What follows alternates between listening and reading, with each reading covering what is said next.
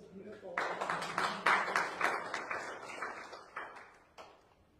Kathy Zavada, who actually came here and was part of our community retreat we had, if you all remember, up in Applegate one year, and she led the whole retreat, which was very, very special. So when we think about being an instrument of peace, which that song is about, where there's hatred, let me sow love, all those simple little things, that's using our power for a greater good. And the Centers for Spiritual Living theme this month is Power to the People. And my talk title is Power Begins Within. And I know you know that. But think about, we hear so much today about shifting to clean power that doesn't pollute our world, right? Well, can we do the same with our understanding of our personal power and not pollute our own world with negative thinking, worry, fear? What would clean inner power feel like? How would clean, clear thinking support you? So our yearly Centers for Spiritual Living theme is about grand rising. And grand rising with power begins within us. So we do our inner work to create a relationship with our inner power, our God power, our superpower, our divine power, whatever you want to call it. And it supports us. So as we recognize that internal relationship with power, we can take another step in rising by how we express our own power, our own personal power. And sometimes this asks us to release our hidden agendas. Do you ever have a hidden agenda? Because when we can pay attention to that, we can express our power with integrity and authenticity. I love those two words. So coming together in our authentic power multiplies what we can do. And the difference for good we can make as a group or as a community is more expanded into our community, and we can express our power more clearly. I go within and connect to my source of power. Let's say that. I go within and connect to my source of power. Take a breath. Because it's not out there. Power can be a triggering word. A trigger because each of us has different experiences with power. And we can reduce those triggers, again, by doing our inner work to create a clean relationship with our personal power. Are you interested in that? So 3 ideas we're going to look at today are awareness, forgiveness, and clean power. So think about first, what are your beliefs around power? Is it the power triggers you or how it is used? And what's the difference? So what is a new thought or a new idea we can have or want to have about power?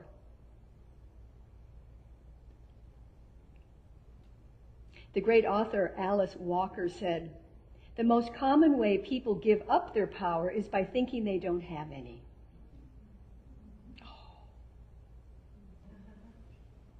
The most common way people give up their power is by thinking they don't have any. Which reminds me of what we teach here in the Science of Mind, or the 4 kingdoms of consciousness. Life is done to me, I'm a victim. Life is done by me, I start learning tools to help me.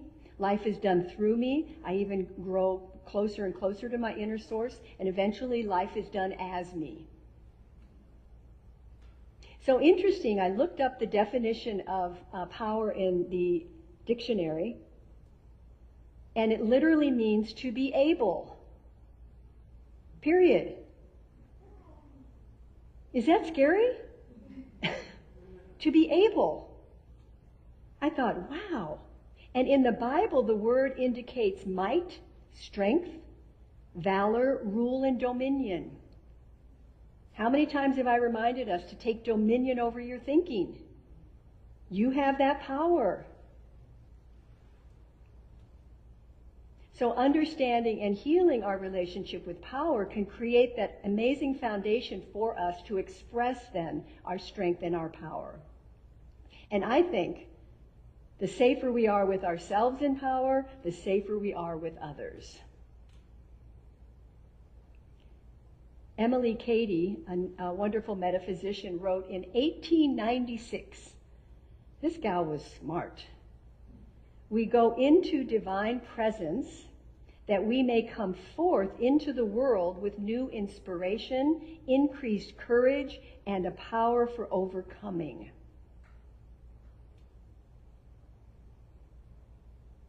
We have to go in order to express out in a positive, strong way. I go within to connect with my source of power. Say that with me. I go within to connect with my source of power. I don't know about you, but I have to remind myself of that a lot these days because it can be very distracting. The news, what's going on in the world. So the science of mind invites us to begin by going within. And we believe here that it is not what you pray to, but where you pray from that matters. Going within allows us to do our inner work in preparation for an outer expression. Our spiritual practices serve as tools to support the inner work and to access that higher wisdom. And additionally, taking consciousness classes, as I gave her a little Marianne to say how wonderful classes are, but it's true. When we take those classes, we lift ourselves up into a higher understanding of a mental equivalent or a mental atmosphere of good. We also have practitioners to support us to understand our power dynamics. So through intentional exploration, inner exploration, again, we're going to lay a solid foundation for expressing power in a clean, authentic, and compassionate manner for our interactions in the world. Because the world needs some compassionate understanding right now, I think. Ernest Holmes, our founder, said, "There's something which waits our recognition to spring into being, bringing with it all the power in the universe." But we have to recognize it and have faith in it. It's another one. So consider this, the ABCs. Now, if you were in the class I taught a little bit back, the fear class, ABC, awareness builds consciousness. So the first step is just being aware of the word power. And also, awareness illuminates. So anytime we acknowledge or become aware of something, it's a courageous step towards healing any relationship, especially with power. So self-awareness paves the way for liberation. Does anybody want to be liberated from old thinking? Yes. Anybody not want to? So we can free ourselves from the shackles of past conditioning and create a new, empowering relationship with our own inner power. And always, always, always, this is done through love. The capital L. Because what? Love heals. Yeah. So when we start to have a little awareness of where our insecurities are, where our fears are, what our traumas might have, what traumas we've had that might distort our perception of power and make us weak and small. We can begin to take responsibility and open up to accepting a power for good in the universe that we can use. We say that all the time here. There's a power for good in the universe and we can use it. So are you using it? Oh, I forgot to.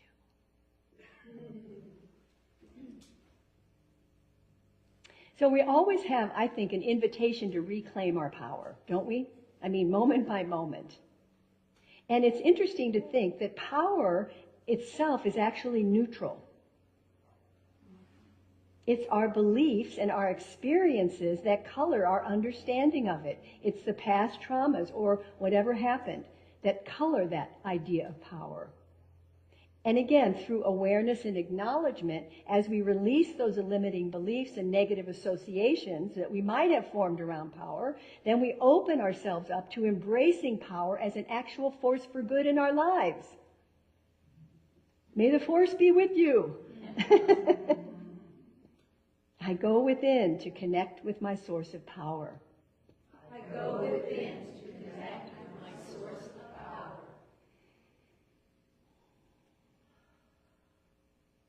So the other idea I want to talk about is the F word.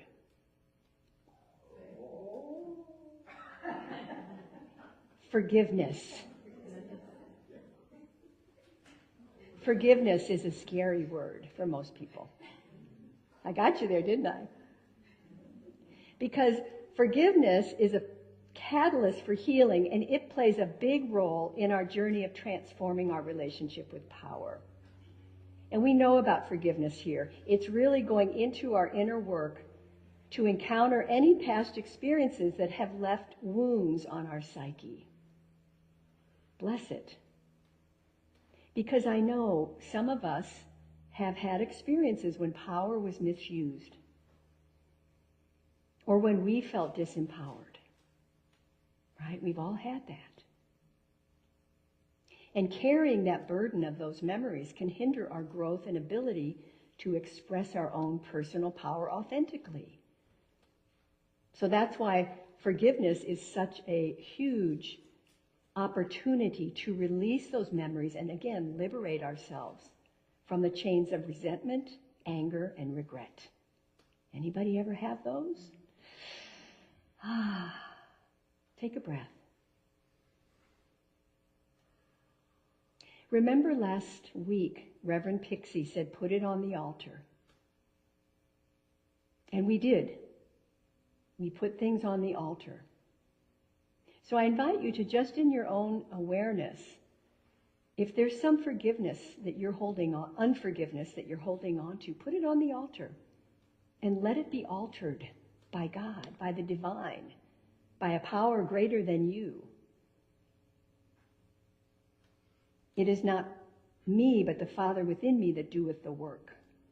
I always come back to that, because I of myself can't necessarily forgive that thing or person, but there's a divine part in me that can. And that's the first step. Forgiveness is a daily practice, by the way. Mahatma Gandhi said, forgiveness is an attribute of the strong. It's not a weak thing. And you're not condoning someone's behavior. I know you all know that, but just to remind you, forgiveness is really for you. To take back your power. Aha! And then the other idea is clean power, or God power, or uniting with the one. So the more we delve into our relationship with power, the more we can understand and explore and redefine our feeling about power. I invite you to close your eyes for a moment and think about, what would clean power feel like to you? Or God power, or whatever. Just what would it feel like to you? How would it express in your life?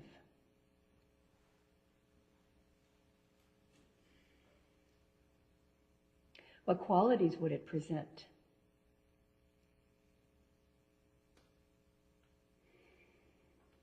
And how might clean power create a space of safety,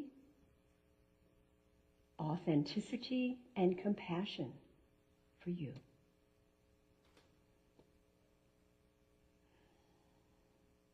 I go within to connect with my source of power. Say that with me. I go within to connect with my source of power. Because through introspection, through awareness, we pave the way for a healing journey that, again, releases us from the burdens of the past, and it enables us to respond to life's challenges with clean power, clean thoughts, clear thinking. All right. So everyone should have gotten 2 strands of twine. Make sure you have it.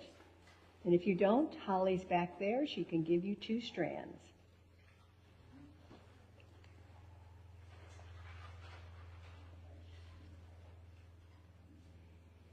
We're going to do something in a moment with that.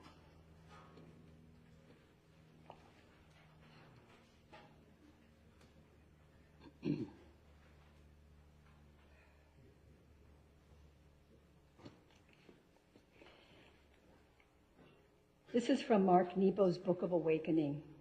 It's called To Marry One's Soul. So you're going to be marrying your soul. Marry, M-A-R-R-Y. If we are to live without silencing or numbing essential parts of who we are, a vow must be invoked and upheld within oneself. The same commitments we pronounce when embarking on a marriage can be understood internally as the devotion to the care of one's own soul. This means staying committed to your inner path, your inner power. This means not separating from yourself when things get tough or confusing. This means accepting and embracing your faults and limitations. It means loving yourself no matter how others see you. It means cherishing the unchangeable radiance that lives within you. No matter the cuts and bruises you've had along the way. It means binding your life with a solemn pledge to the truth of your soul. It's interesting that the nautical definition of marry is to join 2 ropes end to end by interweaving their strands. To marry one's soul suggests that we interweave the life of our spirit with the life of our psychology, the life of our heart with the life of our mind, the life of our faith and truth with the life of our doubts and anxieties. And just as 2 ropes that are married create a tie that is twice as strong, when we marry our humanness to our spirit, we create a life that is doubly strong in the world. Think about that. So we're going to get married to our soul and take a vow. So I invite you to take the 2 strands of twine, and those of you at home, if you can do this later, and imagine one represents spirit and the other represents our humanness. One represents being full of heart, and one is full of mind. One is the life of faith, and the other is your doubts and anxieties. Take a breath and begin to tie them together.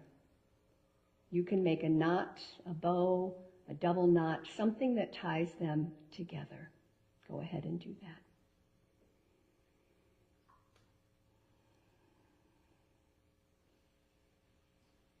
And think about all the parts of you that you're coming together to strengthen your connection to yourself in all parts of you.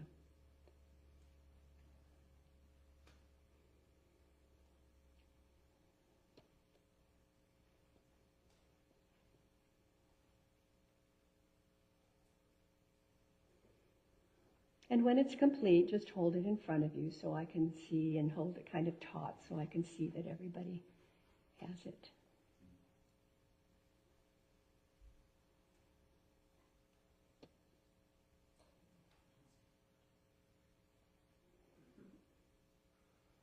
And say a silent thank you to yourself. And imagine the strength and power of your soul lighting up, giving you courage for your life. Because you're uniting all parts of you into one, your power and strength. So I invite you to repeat after me. I vow to take care of my soul. I vow to take care of my soul.